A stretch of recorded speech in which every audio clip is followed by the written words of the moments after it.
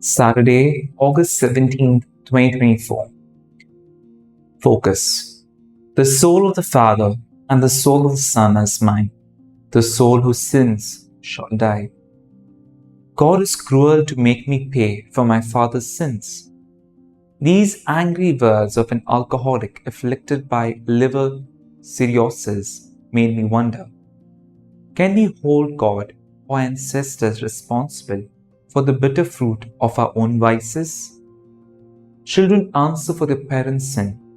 So goes a Konkani proverb. Many of us accept it as true. Even the Israelites believed a similar proverb for centuries, but God rejected it.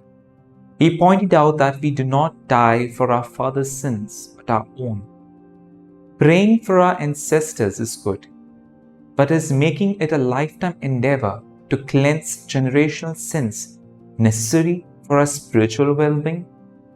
Instead of letting the Word of God nourish our own souls to bear fruit, many of us spend time and even money to clean up our family trees. We need to realize that after death we will stand alone before God. What makes us think that God will be interested in our rant about the sins of others?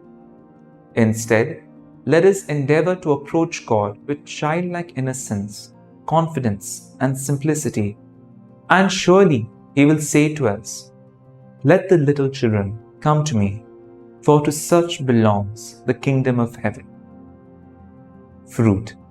Instead of blaming others, I will accept responsibility for my own sinfulness, beg God's pardon, and do some works of charity.